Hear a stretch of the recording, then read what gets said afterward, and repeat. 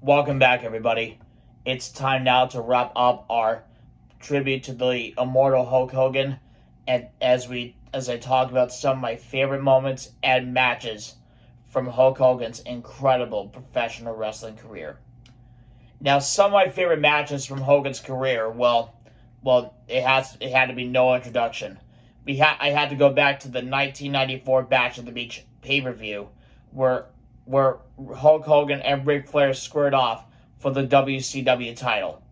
Randy Anderson and Nick Patrick were our officials in that match, with Jimmy Hart, Mr. T, and Shaquille O'Neal spectators for Hogan on the outside of the ring, and Woman was on in Ric Flair's corner,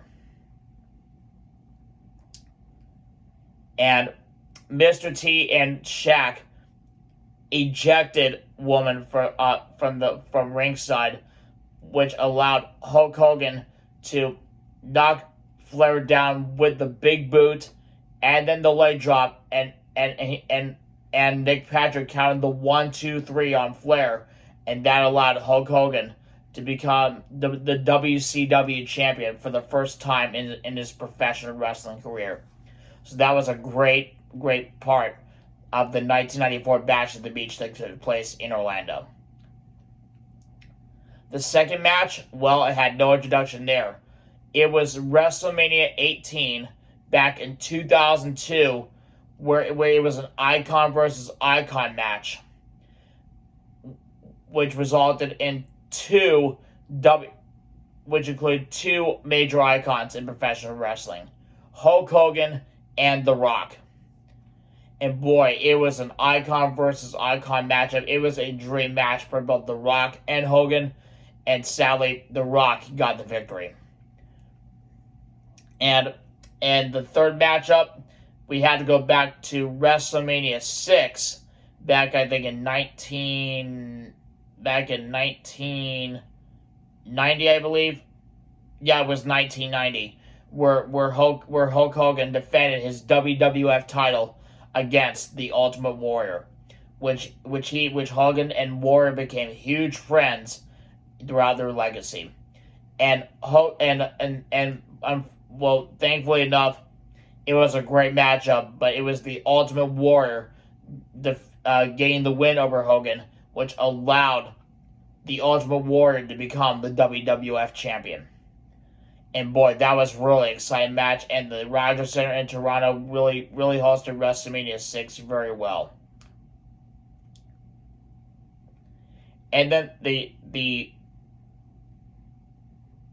fourth matchup had to go all the way back to WrestleMania 19 in 2003, where Hulk Hogan and Space squared off in a street fight against Mr. McMahon, who was Hogan's boss during his time in WWE. And thankfully enough, it was Hogan that got the victory. Michael Cole and Taz, who were representing SmackDown at the time, called that match, and it was a match for the ages. And then the fifth match, we had to go all the way back to 2002 at Backlash, where Hogan challenged Triple H for the undisputed WWF title, which was the first matchup that Hogan competed in the WWE since I think 1993. I believe I think it was 1993, because 1993 was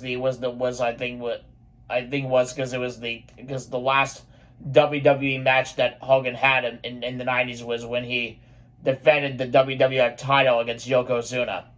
So that's what it was. And it was Hogan that got the victory over Triple H, thanks to a little bit of help from The Undertaker, which allowed Hogan to become the undisputed World Wrestling Federation champion.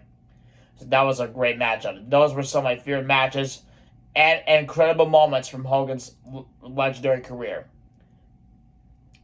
And now, as we wrap up our tribute to Hulk Hogan, I kindly ask all of you to join me as we honor the immortal Hulk Hogan with a moment of silence and our traditional 10-bell salute.